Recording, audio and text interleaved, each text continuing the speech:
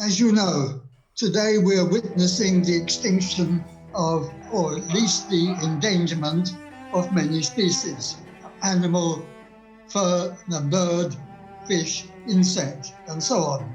But we are also witnessing, if not the extinction, at least the endangerment of a species of intellectual, that is, the polymath. So what is a polymath?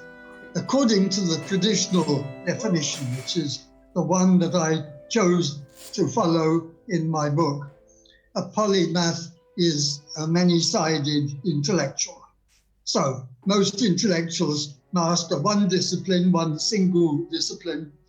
Polymaths master many, or at least several.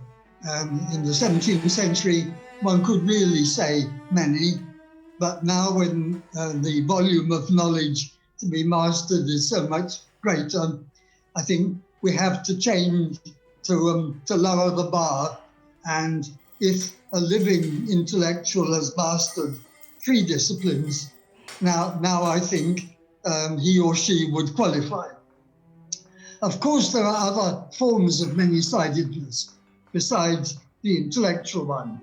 Think of an individual who has mastered tennis, runs his own business, plays in a jazz group, and is active in politics. Definitely many-sided. Some people today, at least in English, would describe such an individual as a polymath.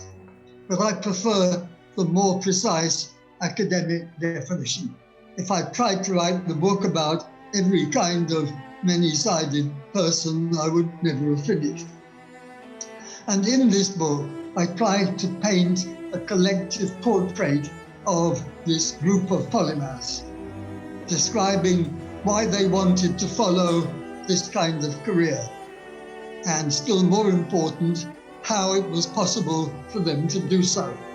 That is, I discuss both the psychology and the sociology of polymaths. I mean, just to imagine becoming a polymath, you have to have an overdose of curiosity. But although that's necessary, it's very far from sufficient. It's necessary, I'm afraid, to be a workaholic. Many polymaths are recorded to have slept for only 4 hours a night.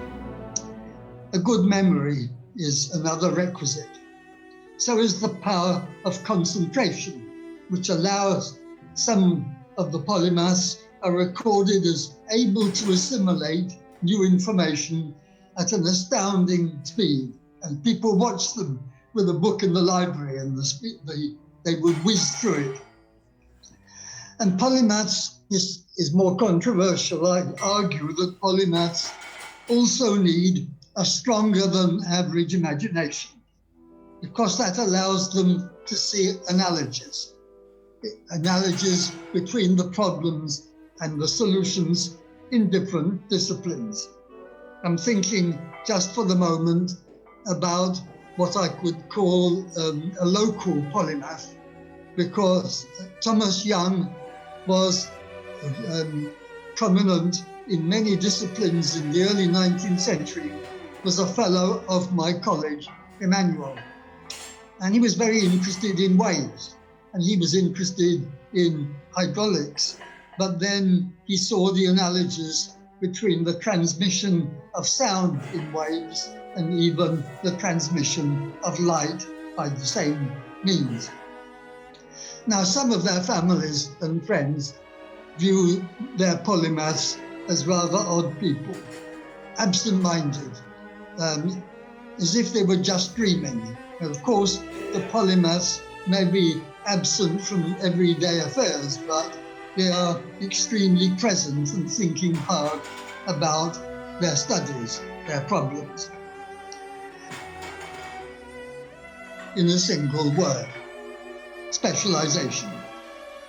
This trend, otherwise known as the division of intellectual labor, has been accelerating like the division of labor in general from the end of the 18th century until now. So it really it began in medicine. It really hit the universities in the 19th century. They began to be divided into more and more faculties or departments. And this meant that the students were going to receive a specialized training rather than the general education that was normal in universities from the Middle Ages to the 18th century. But now there's the paradox, because in an age of increasing specialization, polymaths are more and more necessary since they can see the big picture.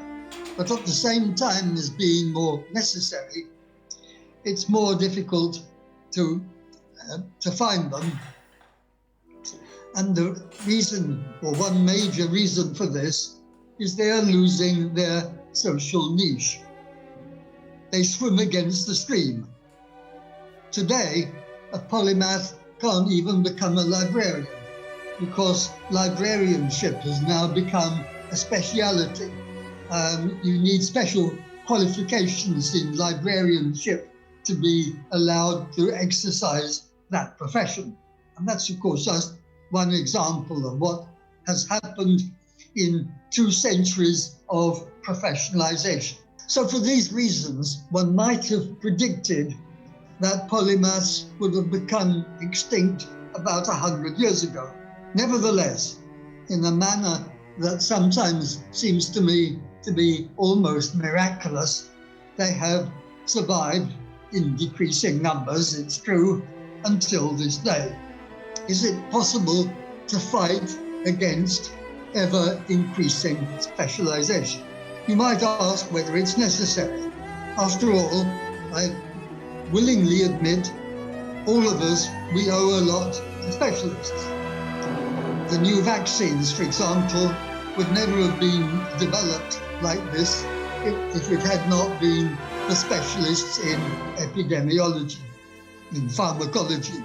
So I'm not arguing against specialization in itself. I'm arguing against hyper-specialization and its encouragement by most forms of higher education.